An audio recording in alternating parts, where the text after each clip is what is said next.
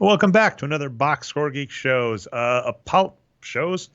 I guess we can like cheat, Brian. Maybe count this as multiple. Yeah. Anyway, I'm host Trey Alvarez, aka Nerd Numbers. With me, as always, producer, voice of God, man of many hats, Brian Foster. Don't worry, I'll let him talk in a second.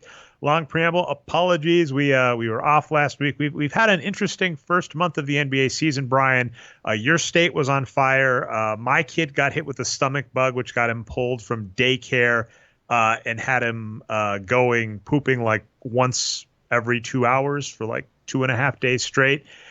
So we've had some interesting weeks, but hopefully it'll be smooth sailing, and we just want to get back into the groove of things this week. So pretty much we're just going to do kind of around the NBA, kind of us getting our feet wet again. That'll be the show. So anyway, I introduced us already, but Brian, say hey. Yeah, what's going on, Dre? Great to be doing a show here tonight. And yeah, 2019 hasn't been the easiest year here in the United States in general, and it's not ending easy for the both of us, I guess. But hey, I'm still watching NBA and enjoying it. We'll talk about the Warriors a little bit too. Despite them being one of the worst teams, I'm still enjoying watching them. So yeah, it's been a great start to the season. All right. Well, I mean, as mentioned, we kind of just have a bunch because they're just kind of a bunch of things out there. But I figure we have tons to talk, and at least the high level stuff we were going to talk for sure. And then of course, let us get off onto a billion tangents. Are the Golden State Warriors, Kevin Love trade rumors, and the Rockets waiving Kyle Anderson. First, though, we are going to do around the NBA, and that's whenever anybody leaves comments on the show.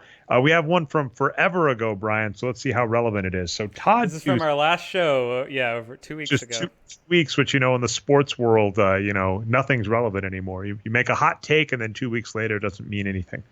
Recurring Golden State and the offseason machinations throughout the league. Is the Big Three era of team building over? And the Suns' success, are teams better off with bigs that can run and face up?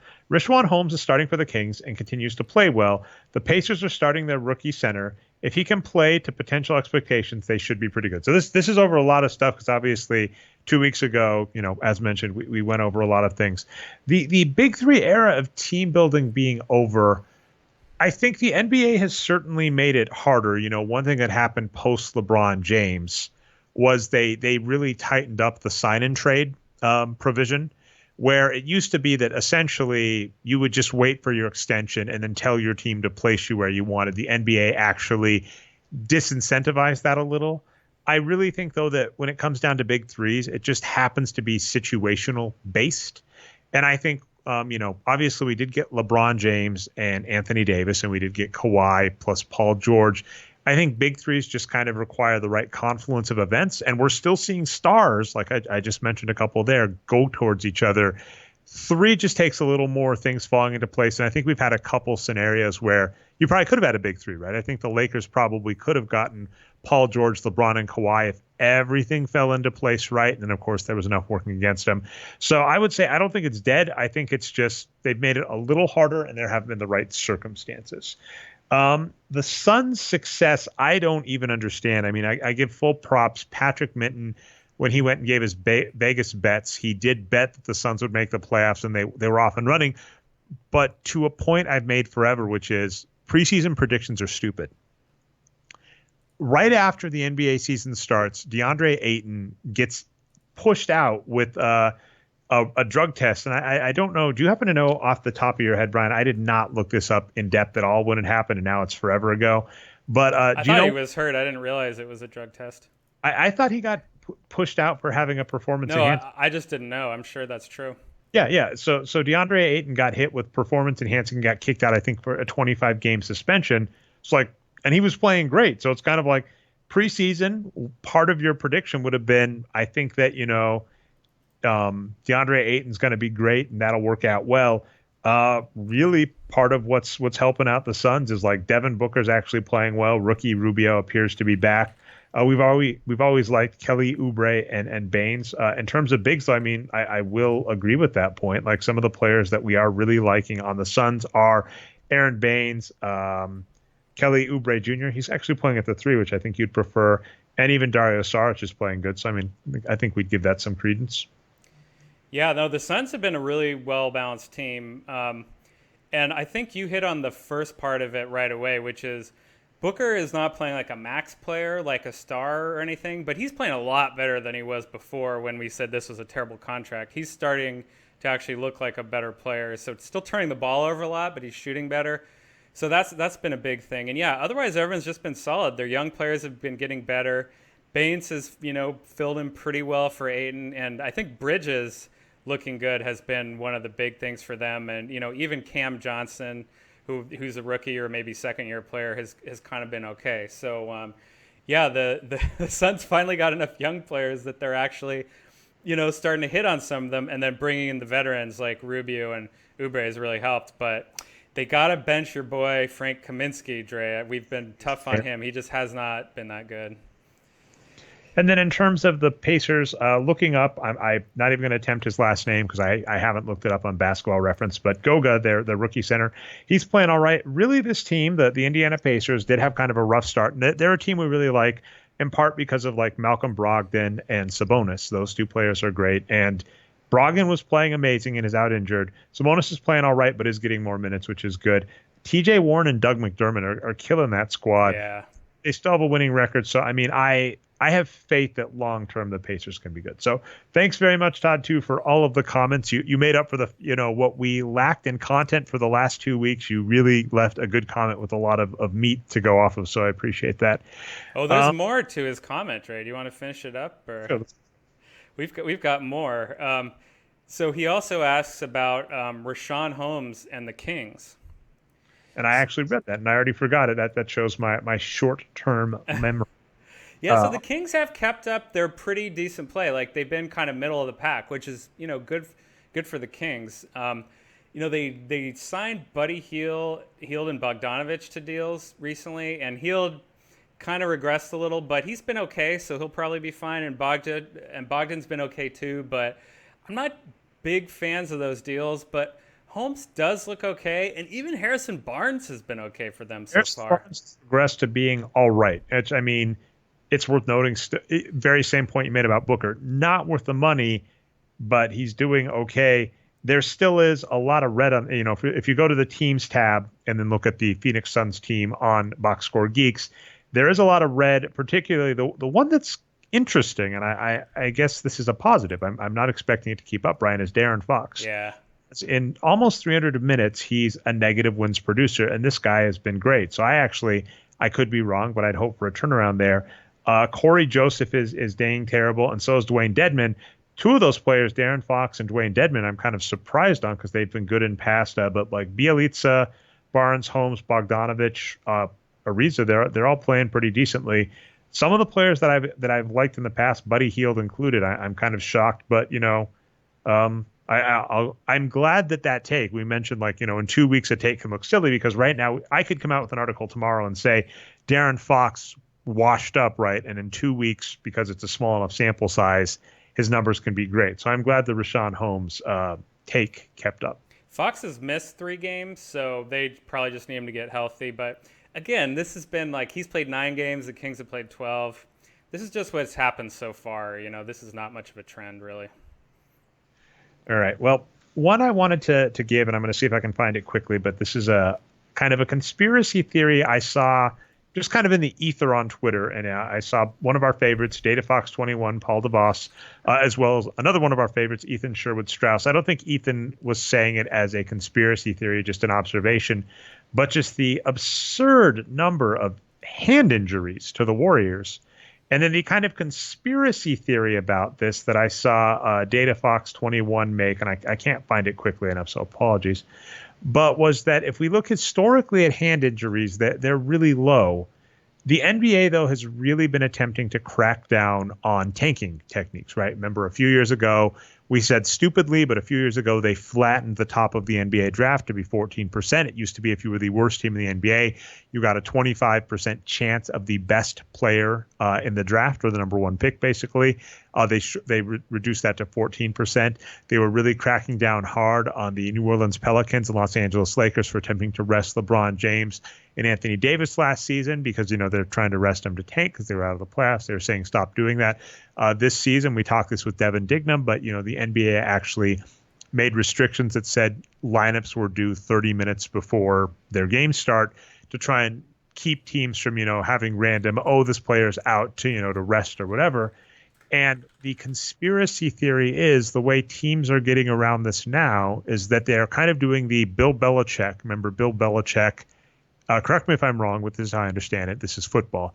But Bill Belichick would just always list Tom Brady as like questionable, as almost fuck you to the NFL, because the NFL, way faster than the NBA. I think NFL recognized it's the most known secret in all of professional sports, just how important gambling is to their success. Yep.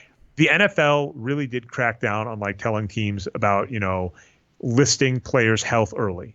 I think recognizing the importance of fantasy football and gambling on football.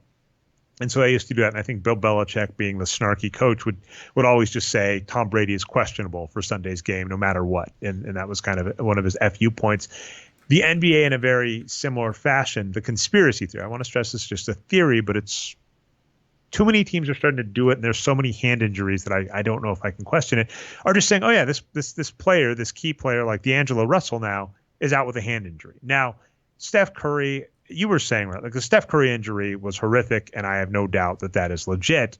But if it's this player's going to be out for another game or two, the question of is a team intentionally tanking, and the way to do that is to basically say, my star injured their hand and has to be out a game or two.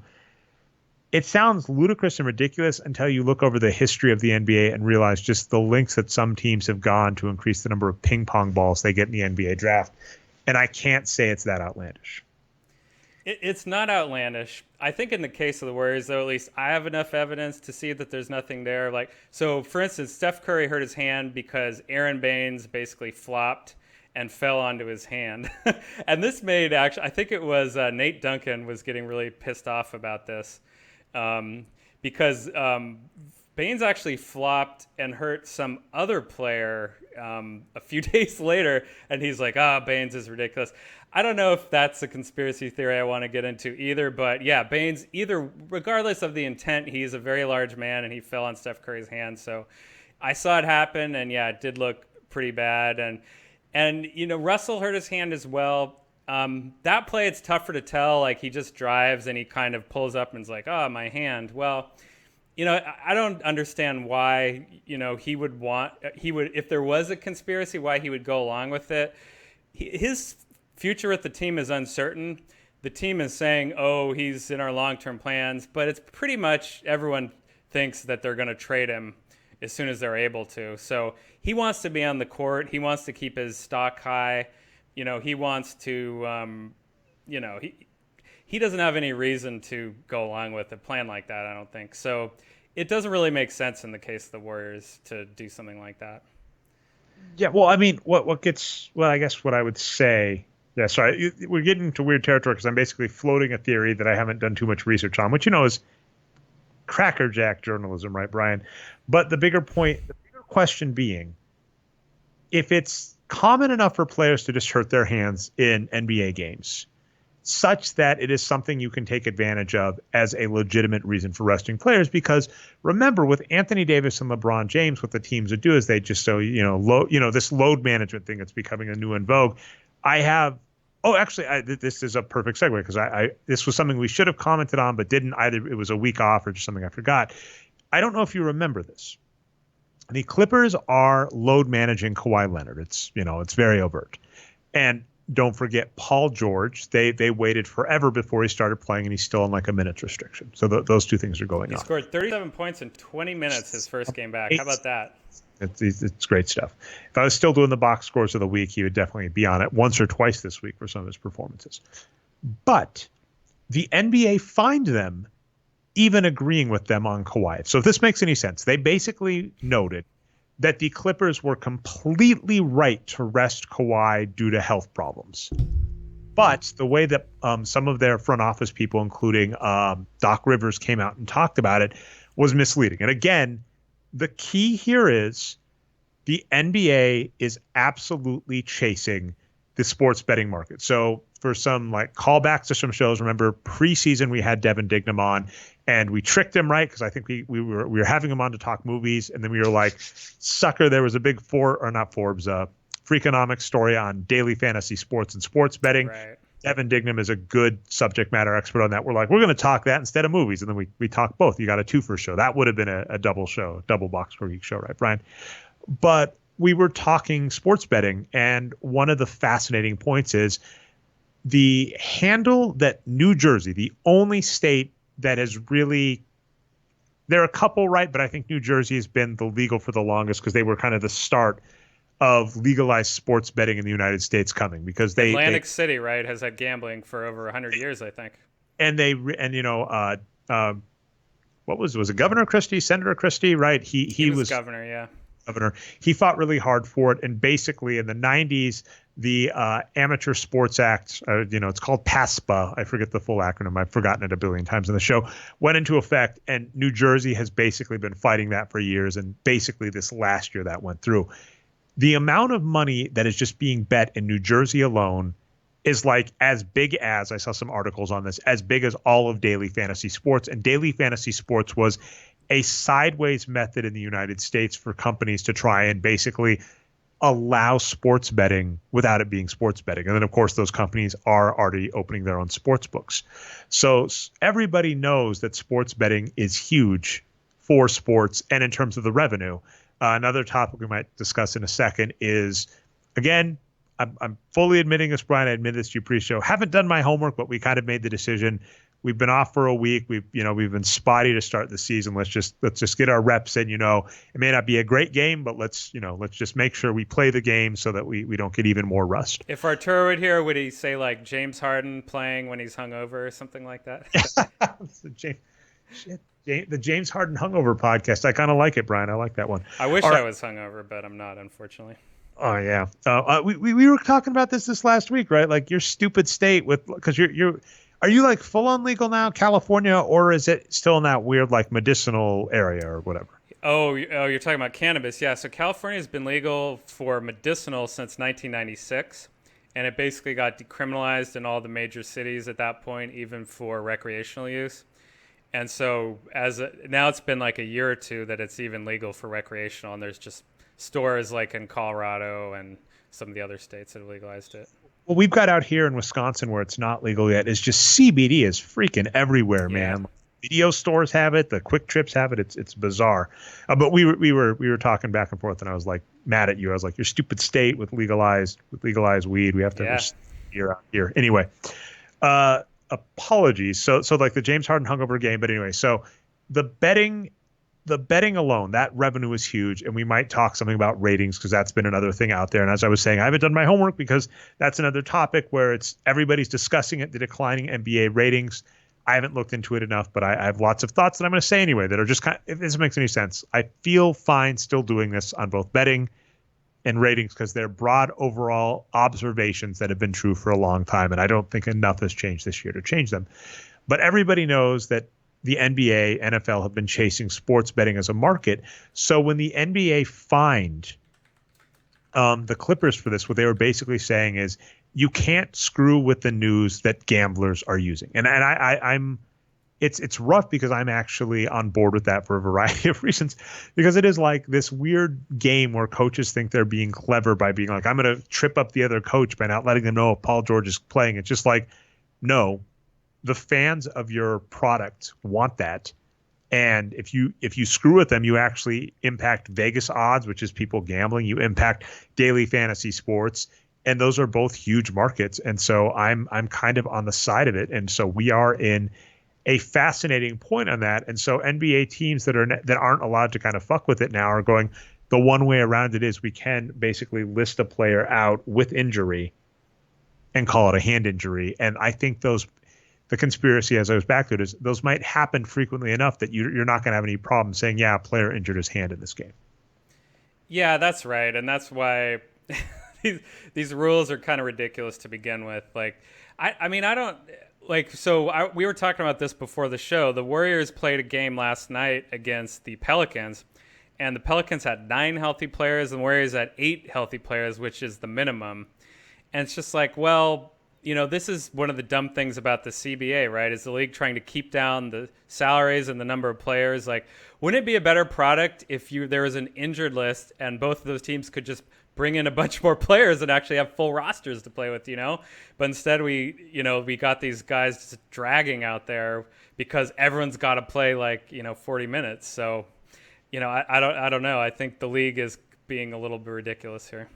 Yeah, actually, let's get into the next topic. And if you were watching, you saw my eyes go wide. I'm going to make an audible and throw a third topic on. So that'll be awesome. But so the ratings. So I've seen some people talking about kind of NBA slumping ratings. And there are a lot of theories. I mean, an obvious one that I think is amusing, given that everybody said for years they were ruining the NBA, is, the Warriors super team is gone. And people knew who the Warriors were.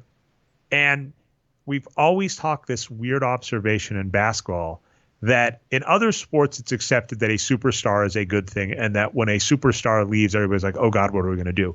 When Tiger Woods got into all that trouble years ago, I know people that were running golf program are like, fuck, this is a cash cow, right? When Tiger Woods is in a game, it is so huge for our ratings. If Tiger Woods slumps or gets in trouble, this is bad for business. Whereas in sports, as soon as a Tiger Woods-like scenario, basically the Warriors come out, people are like, is it ruining the sport? It's like, no, it's good for the sport because people know what to watch.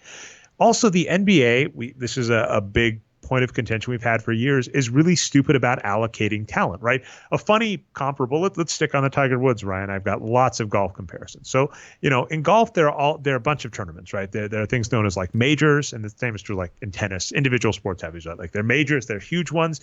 They have like a circuit, which, gets points for like player of the year kind of stuff. And they have the Masters, right? The big four that are, kind of the marquee events.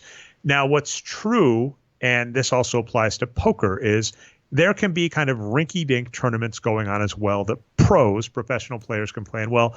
And sometimes it's a decision. I would rather play in this more marquee event than this low-level one. Or in some cases, you're not good enough to get to the marquee event, right? Because I think, usually have like 64 players. And so they want to pick a good 64. So, there are more than 64 tennis pros. So there might be a secondary tournament nearby that other pros play in as well. And, arguably that's to raise their status so they can get to those bigger ones. And poker has this all the time, too. Like the World Series of Poker, there are lots of events going on. Usually a player does not play every single event in the World Series of Poker.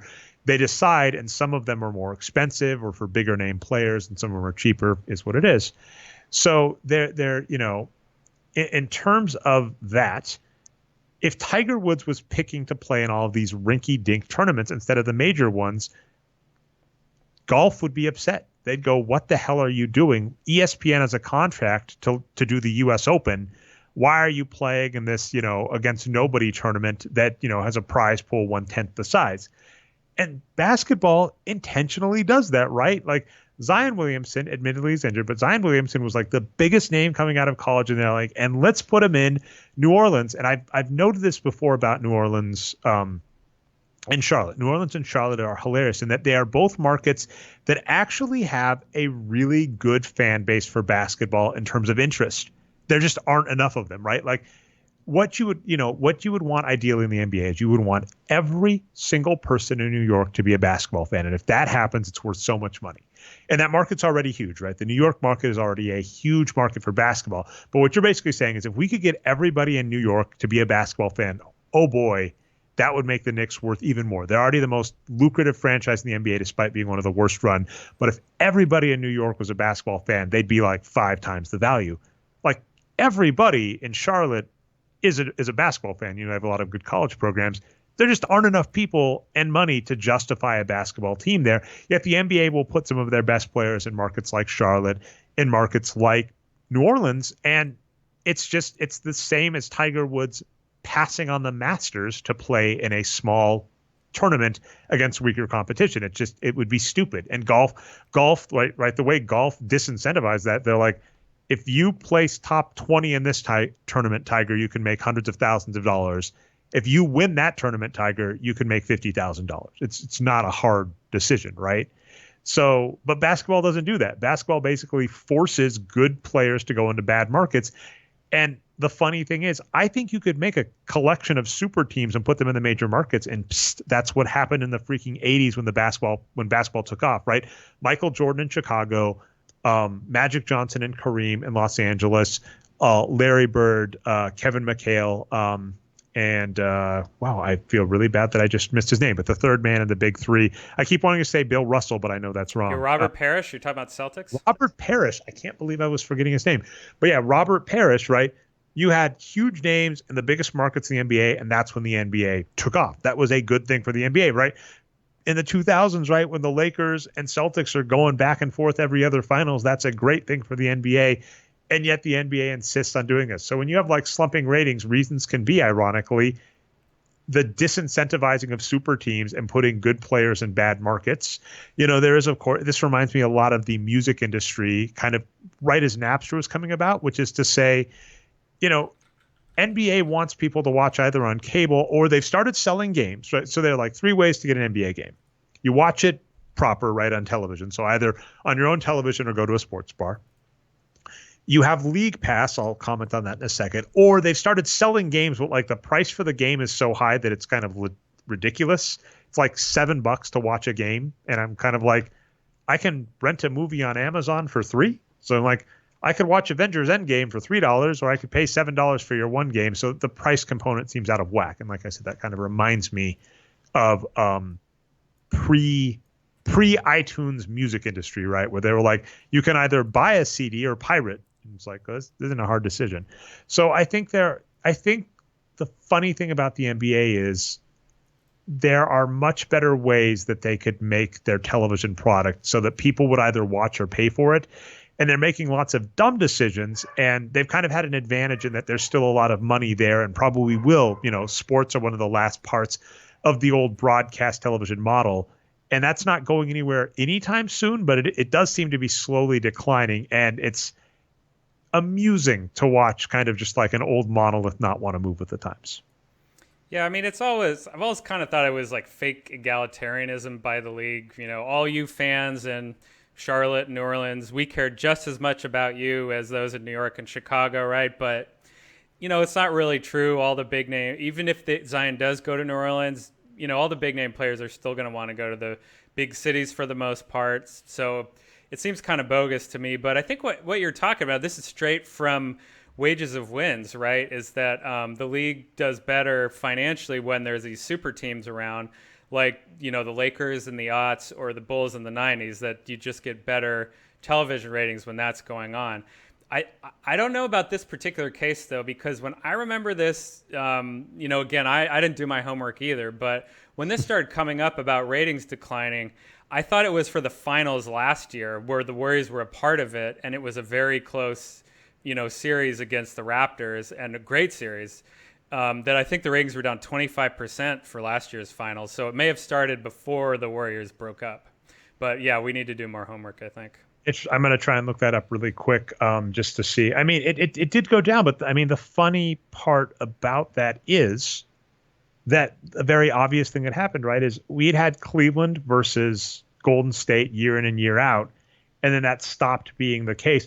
Although I don't 100% know, because I know, for instance, that game got watched by a ton of people in Canada. But then this also gets amusing. Oh, right. Are they counting the ratings correctly? But the question.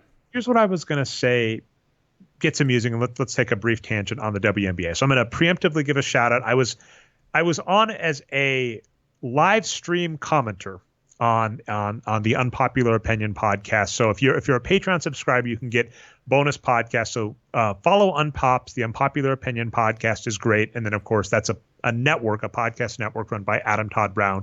And he has lots of great other shows. And one of the great shows he did was a listcast. So a listcast is fun idea to just steal, by the way, Brian, because what he does, he has 3 people come in.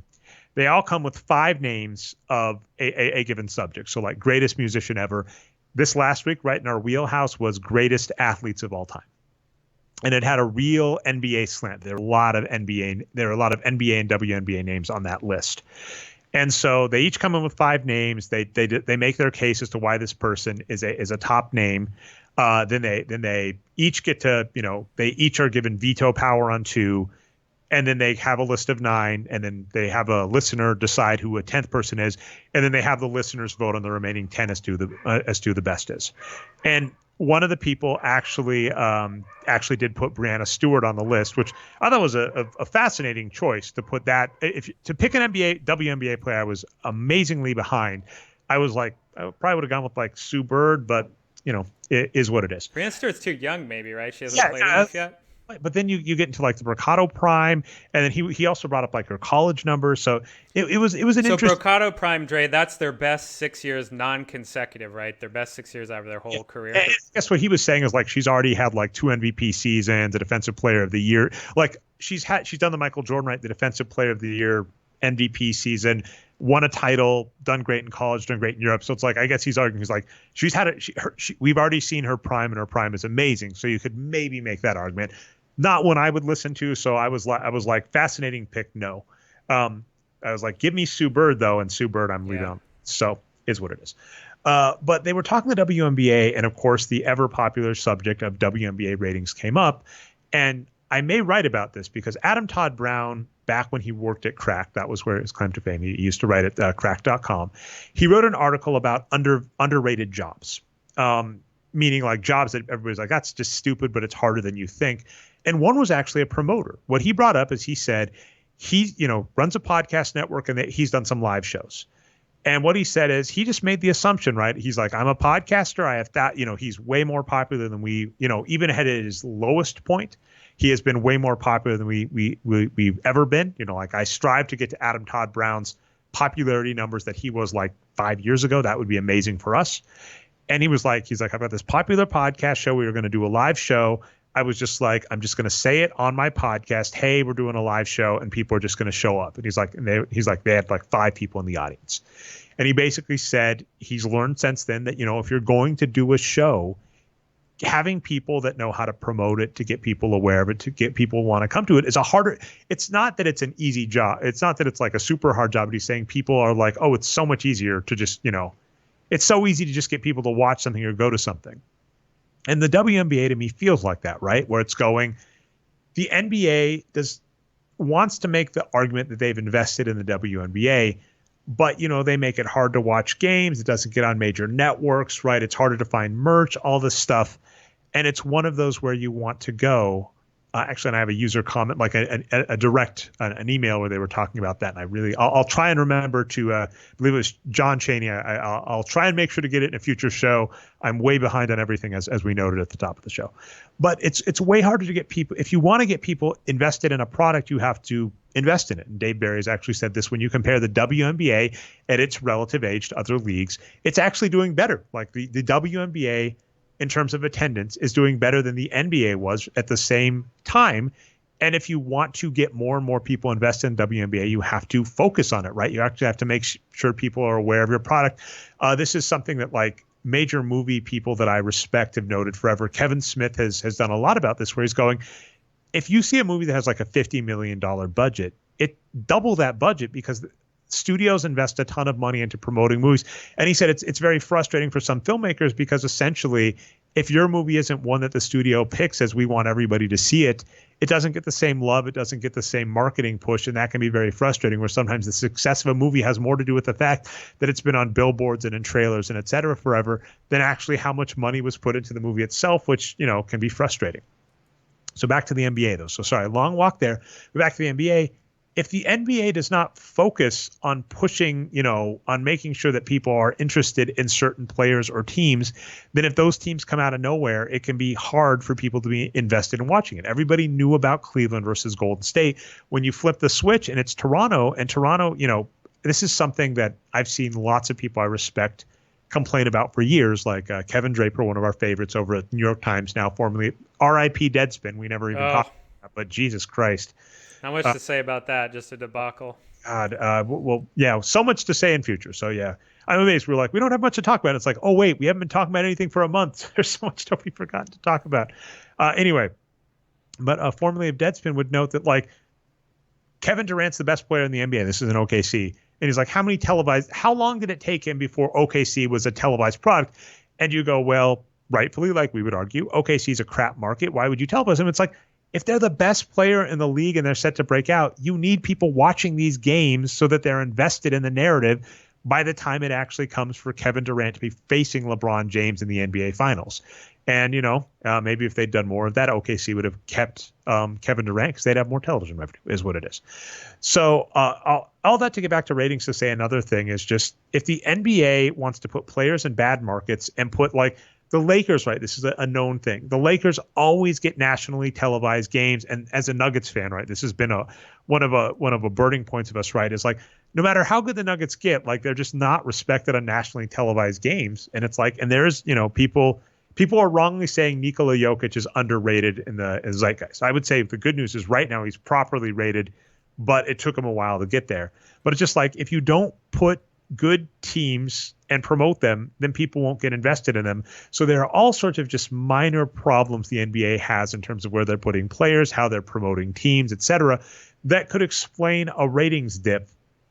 And the capper I'll give on it is, unfortunately, old monolithic machines, take a look at the Republican Party, don't like change. And so I doubt there will be much movement there, even though people are kind of watching and going, what's going on?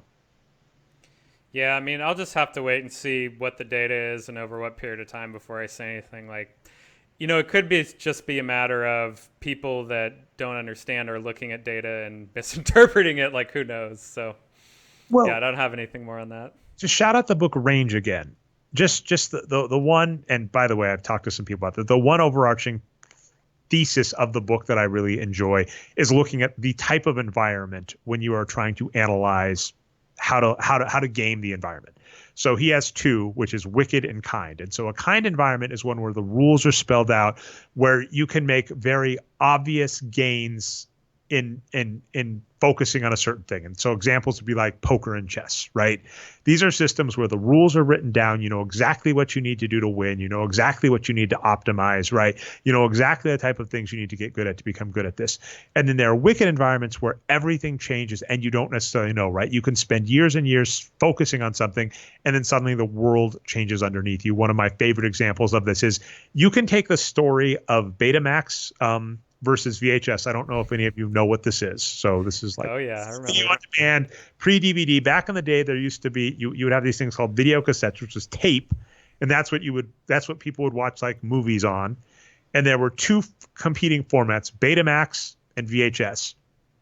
And so if you put the success of these two products, because there were two different ways of recording video, television to video, et cetera, or watching movies and stuff on television. If you compare the life cycle of those two and the success, VHS won. But what you could do in the future is you could take mini disc versus iTunes. And essentially, those were the exact same narrative in terms of how the different products were focused on in terms of the technology used. They almost followed the exact same story, except in Betamax versus VHS, VHS wins. And in iTunes, and in basically the iPod versus mini disc, iTunes win, iPod wins, except as I mentioned, if we were trying to make comparables, Betamax is to iPod as mini disc is to VHS.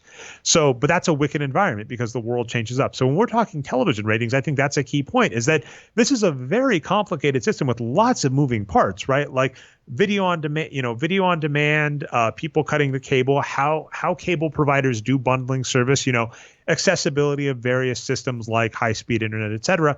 Are you counting Canada or not, for instance? Are you counting Canada? All of, global market, right? All of these things make it such a hard system that I think your take of we can't even know is right. And like I said, I'm giving an overarching theme of saying here are missteps I think the NBA is doing, but here's the reality.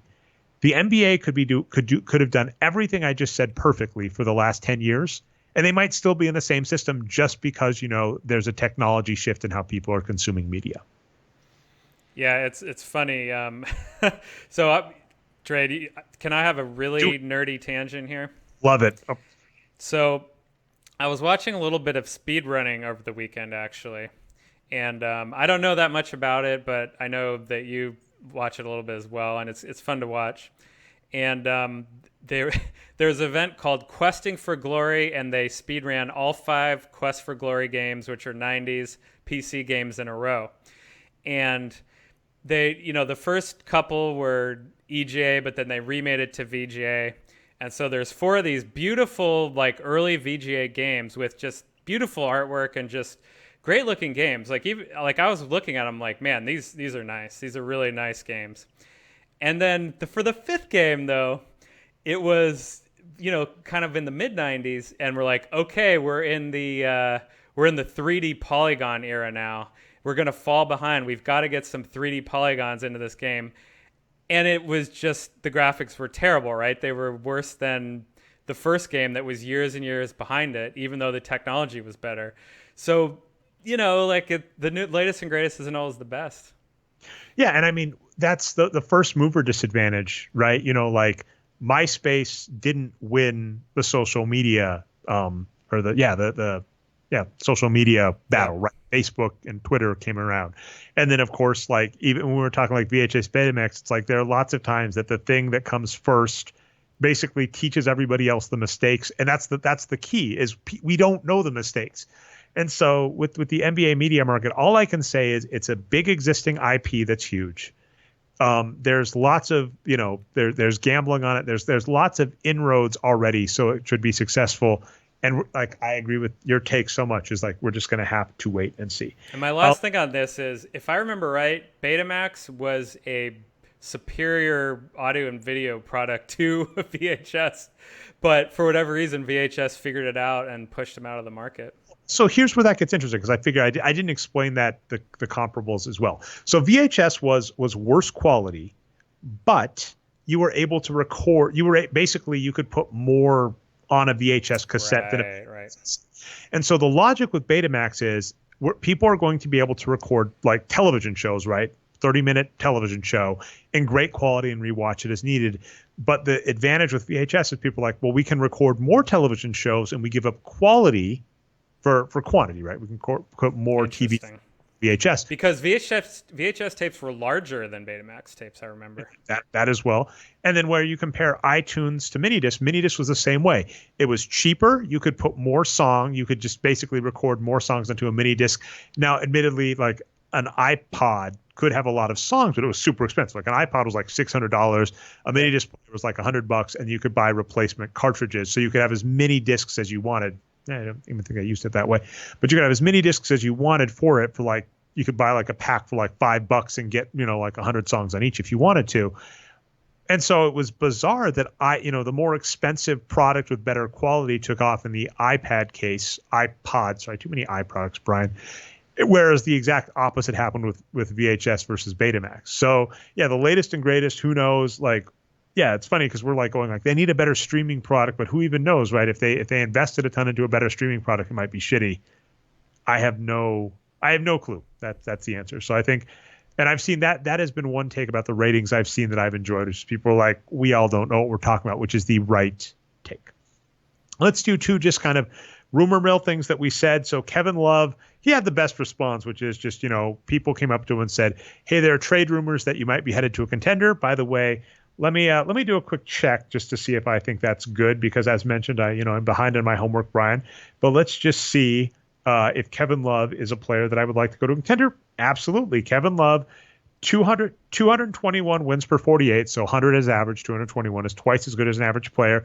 Most wins produced on the team, 1.8. Larry Nance is also playing great as well, and he's the same position as Kevin Love. So this makes so much sense. The Cleveland Cavaliers could trade Kevin Love to a contender. He's got a huge contract, so that means they could probably get lots of assets back. Lots of good behind that take, right? Kevin Love to a contender. You know what they should do is Kevin Love for Paul Millsap. Right. Well, the big thing is Kevin Love is healthy right now, and he hasn't always been the last few years. So yeah, I don't know. Are there any other teams? Nuggets, that would be a good one. I don't think Nuggets are on the radar, but I think people are just saying Kevin Love might be on the trading block because obviously Cleveland's going nowhere. But his amazing response is they were like, Kevin Love, what do you say to you being on the trading block? And his response was, I've been on the I've been in trade rumors since I was signed with Cleveland. Yeah, which I was like, that's pretty funny. I mean, that should be your attitude, whoever you are, right? I mean, that's how the league works, unfortunately, for players. And I do think, Kevin Love has benefited greatly. Like going to Cleveland, he got I put him in the same Chris Bosh scenario. He got a max contract. He got a ring. Yeah. You can't really argue, if anything, his Hall of Fame chances went up, especially given his injury concerns. So it's like, I don't think I have any problem, but I think you're right there. And I haven't looked into this enough, and we're at the phase where it's too early to know anything concretely as to where he's going. But I think he is a good name to be in trade to be in trade talks. Hell, the freaking my two teams, the Milwaukee Bucks and the Denver Nuggets, could both probably go after Kevin Love and increase their title chances. Yeah, that's interesting. I'm trying to think who else really needs some bigs. Right? Try and do Eric Gordon, right? Turn Eric Gordon into Kevin Love and everything changes. That would be miraculous if they could pull that off. Speaking of the Houston Rockets, so clever transition. They finally waived. They bit the bullet and just waived Ryan Anderson's contract. For those that don't remember, Ryan Anderson plus Eric Gordon was one of the worst off seasons in NBA history. The Houston Rockets, I think, paid them around $40 to $50 million a season combined. And at the time, we thought they were a horrible, horrible signing. Now, what's interesting is Ryan Anderson is a player. Patrick even, named kind of a trope after him. He called it like the Ryan Allen fallacy, because I believe Ryan Anderson signed, I believe, with the Orlando Magic, if I'm not misremembering, for like $9 million a season. Yeah, he was on the Magic, yeah. And it was back when the salary cap was much cheaper. And at the time, everybody was like, oh my goodness, why did the Orlando Magic overpay so much for Ryan Anderson? And Patrick noted that at the time, that he was a stretch four that could actually shoot threes and could rebound. It was like, he's a good player, and he's an example of a player that people think is overpaid but is worth the money. Another player like that would be like Kenneth Faried. And so Patrick named that, but of course what ends up happening, he gets beat up, he gets injured, and he declines, such that when he joins the Rockets, the contract they signed him to were like, we don't know if he's healthy, so you committing that much money to him is just kind of worrisome, and we don't know what's going to happen. And lo and behold, he didn't play very well and didn't stay healthy. So then finally biting the bullet, waiving him is a good thing. And what we said is frustrating is, with all of the stars that have walked through the Rockets' door, Dwight Howard, James Harden, Chris Paul, and now Russell Westbrook. Russell Westbrook just had a really good game too. All of those players, it is maddening the type of players they've surrounded them with, and Ryan Anderson is a good example. Yeah, and Ryan Anderson has had a pretty long career at this point. He's in his early 30s now, and sadly, he hasn't really been good since he was on the Magic. That's when he started getting hurt, is when he went to the Pelicans, right? So, and he hasn't really been healthy with the Rockets either. So, yeah, maybe he'll get healthy again. But yeah, he can rebound and shoot threes. So, maybe he needs to come home to the Golden State Warriors, where he grew up here, and help us tank a little bit. I don't know. I'd love to see him come back, though. Yeah, and I mean, and to kind of, we didn't talk as much about load management. I think we did 2 weeks ago. We were bashing like people arguing that players playing too many minutes and people getting upset about load management are mistaken. And so we haven't, but it has kind of taken off a lot more in the last couple of weeks. And all I can kind of say is, one of the things we know is that players that get injured, we have no guarantee how good they're going to come back. And so from a load management perspective, that's why we're a fan of it, is like, you lose a good star, that hurts the NBA. And Ryan Anderson's an example of a player, right? A good player gets injured and they're not the same. And so it is in our best interest to keep our star players as healthy as possible. And I should say, he just went to school here in the East Bay. He grew up in Sacramento, so Kings fans can really claim him more than us. But anyway. Yes, yeah. Well, I think the Kings need to be the Kings are so depressing, Brian. They need to be relegated. It is just not. Yeah, because we were talking about them as being better than usual, but they're still kind of below average, right? So being kind of below average is good for them. That's not a good sign. I'll just throw. I mean, I know we sometimes do shout outs at the end of the show, but I figure this is a better place for it, because it's also a funny topic, and I'll go quick. Shout out to Greg Steele, Greek God of Stats. So sorry, Greg. 3 pieces from you I was supposed to have published in the last month, and I think I may just we may be far enough away from the off season. I may just say off-season grades are done for now, and we'll enjoy the time we had with Greg's 3 pieces. But Greg wrote over at Hoops Habit. He wrote a piece analyzing the Kristaps Porzingis trade for the New York Knicks. I'm going to spoil it. He actually says the New York Knicks accomplished nothing in the trade. And I was like, you know what, though? The funny thing for the Knicks, though, is that's an upgrade. Yeah. Because most of these trades, they downgrade the team. So if they just stay in place, it's a good thing. So I figure that belongs in the same kind of news. And in the same thing, right? Kristaps Porzingis is a player, irrespective of what we think, has had major injuries and has not looked the same since he's come back from them. So keeping players healthy is huge for the health of the league. There you go. Load management. All right. And let me get you the last. I said I'm just going to throw an audible. This is just a great thread that I want to give some going to give some attention to. So Tyler Conway, I don't think it's Conway. There's no A in it. Tyler Conway on Twitter is trying to collect the top 10 NBA Twitter Hall of Fames. This is like crazy stories that happened on Twitter. And so he's got Temecula. Those that don't know, Snotty Drippin got in a fight. I thought I was the penultimate, or actually I am the penultimate Kobe hater, Brian, because Snotty Drippin's the ultimate. He was saying that Kobe was overrated, and someone got so mad at him, he threatened to do a fight, and he wanted to meet him in Temecula to fight. So I remember that. ESPN even did like not a real 30 for 30, but like a web only mini 30 for 30, one of the craziest things. So, but Tyler Conway is collecting the NBA Twitter Hall of Fame, just like weird Twitter things. And so Temecula's got number 1, Colangelo Burners has number 2, J.R. Smith does some random things, DeAndre Jordan Emoji Wars. This is way lower, and I didn't realize this. Ray Allen failed DMs. So Ray Allen was like sexting with someone over Twitter. I remember that. And this was in 2000. So I didn't even know this. So like I was looking, I was like, what's he talking about? And I looked at it, I was like, oh, wow, that was a public tweet. So this is just a great thread to look over and definitely some fun ones. I think Colangelo beats Temecula, but both are funny. Ooh, that's tough. I might put, no offense to Snotty Drippin, but I might put Colangelo Burners above that just because it was involved. Oh, you did say that. Okay. Yeah, just because it involves the league executive more than a fan. But that being said, like, Snotty Drippin's more important to NBA Twitter than the Colangelos are. So, I don't know. I'm not sure. This is a close call. I'm going to try and get some love from him and tweet that out to him. I will say, though, the Burner story was...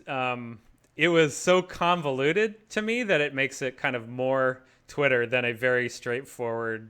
Actually, to get sad, was that Deadspin that broke that piece? I believe it was Deadspin. That's such a bummer. And just as a capper, so for those that don't know, a failed exec at Forbes came and took over Deadspin and did the classic fucking line, which is bullshit. And I'll get off on my soapbox here, and that'll be our show, Brian, about saying keeping politics out of sports. And I've said this before, and I want this said a million times, and I'm going to keep repeating it as long as it's a fucking mainstream talking point. I'm even upset. I've wasted like 4 shows worth of F-bombs, Brian. I usually only do like 1 or 2 a show. Politics and sports are so inextricably linked that to act as if you should be apolitical in regards to sports is so naive and upsetting that it's basically you believing that professional wrestling isn't scripted, it's an actual outcome. You are a fucking child if you do that. For some examples, most stadiums of the Big Four, this is hockey, basketball, football, baseball, most stadiums are publicly financed. So that's number 1. 2, most of these sports get major funding from the American military. So this is why we have like flag ceremonies, flyovers, etc. They get major money and funding from American military institutions as essentially commercials. So that's 2. So actually, that's enough, right? Basically public funding, public land, payment by the U.S. government for commercial, major payment by, that. And then, of course, you have things like the national anthem being linked, right? The national anthem being part of sporting events means that this weird belief that these are apolitical organizations is just wrong. And not only is it not wrong, it flies in the very face of how these institutions work. So when Deadspin, the new manager, came about and basically said, keep politics out of sports, essentially it got the Deadspin staff upset that they all essentially, and by the way, good on them. This is very hard, right? A lot of people quitting their job is a hard thing. When people go, if someone was so unhappy with this, why did they stay at their job? It's like, are you a child moment? It's like things cost money. And, like rent costs money, food costs money, healthcare costs. Having healthcare can be job dependent or cost money or both. It's like telling someone just leave your job if you don't like it is such a delusional way of looking at the world. So hats off to the Deadspin people that quit over this, because he said keep politics out of sports, and that is just BS. And this weird way that the media has been hacked, honestly, of saying, we want to be bipartisan. We want to keep these things apolitical. We want, we want to keep, political opinions out of things. ESPN has done the same bullshit. It is just wrong. And it's so wrong to be maddening. Like I said, anybody that is even cursorily aware of how the leagues work should know when you say keep politics out of it, you go, I can't keep politics out of it. Politics is like part of its blood, right? Like a lot of these leagues would not exist without public financing. So how are we supposed to say, don't be political? And in some cases, right, I believe like Kevin Johnson, mayor of, was it Sacramento? Yeah, Sacramento again. That's right. Yeah. He had his shadow government. Yeah, there is, again, fuck, Deadspin again, Brian. It's funny when it's like, keep politics out of sport. I'm like, if I was going to talk about an organization that was best known for how they covered both politics and sports, it was Deadspin. So, man, that's a bummer. But the same thing, right? Like there's all this stuff about how like, you have Sacramento government getting public financing for a team and all the shady stuff going on. So it's like sports and politics are linked. Sorry. And that might make people uncomfortable because I understand that sports for many is a release. We don't want to think about things when we're watching sports, and I'm fine with that. But it is not okay to say if you are going to report on sports that you should keep politics out of it because politics is part of it. So that's kind of my 2 cents on that. Yeah, absolutely.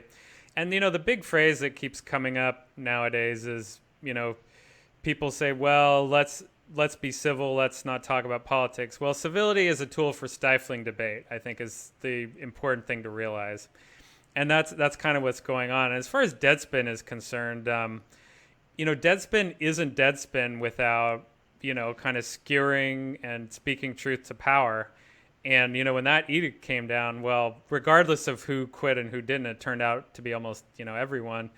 This site was dead anyway, because without that ability to talk about politics and outside of sports, it's not Deadspin anymore. So, yeah, I mean, rip in peace, as the meme would say. Rip in peace. Bummer. Well, I haven't gotten my shout outs. Like I said, we got some of our show rust off to actually talk. I got plenty of tangents. I've got everything I wanted, Brian. So I know there's a lot more NBA stuff we didn't talk or just don't worry. Be back next week. Anything you want to end on, Brian, that could be our show. No, just, I'm ready to get back to talking NBA. Lakers and Clippers are both dominating, and, there's some really good teams this year, so it's going to be fun to talk about them. And even if those teams are not the Warriors. I don't know. I don't like this take of like, artists come out of misery. In fact, I think it's a harmful trope that people say. Yeah. But the interesting part is for so much. I thought of Amy Winehouse right away, Dre. Like, how sad is that? Yeah, I agree. So for those that don't know, famous singer died basically of drug overdoses and wrote lots of great songs about using drugs. Yeah, pretty much. A lot of my writing over the years has been being critical or angry about the Denver Nuggets. And they're third in the Western Conference. They have a young, talented core of players, most of whom I don't mind. I'm kind of just like content at the moment. And so it's actually funny. I was talking with a few other kind of like Denver Nuggets fans on Twitter, and it's just like, so many of them, like one winning season got people into like the mentality of, oh my God, the sky is falling if the Nuggets lose a game or whatever. And I'm just like we won over 50 games last season and we're a top 3 seed right now this season. And we got an MVP caliber player. I'm sated. I'll save my complaints till I need them. I'll give a brief Nuggets-related shout-out as well. One of my favorite guys on Twitter, Max is Nice, has a great Jokic video out right now. So Max is Nice is awesome if you love basketball. So that's my shout-out. All right. Anything? Yeah, I'll let you get the capper, and then we're done. No, that's it. Thanks for watching, and I'm going to be loving the NBA over the next week. All right. Well, we will see you next week. If you found us not through the website, you can find us at boxscoregeeks.com. We go live usually every Monday at 9:30 p.m. Eastern Standard Time. You can find that on twitch.tv/nerd numbers. If you catch the live show, you can catch the recaps channel numbers on YouTube. If you want the video show, of course, you can find it in audio only form on iTunes and Stitcher. The Boxscore Geek Show. Subscribe, upvote, all that stuff helps us out. We are also on Twitter. You can find myself as Nerd Numbers, Brian Foster as Boxscore Brian, and then, of course, Patrick Minton as NBA Geek. Hope your team does well this week, and we'll see you next time.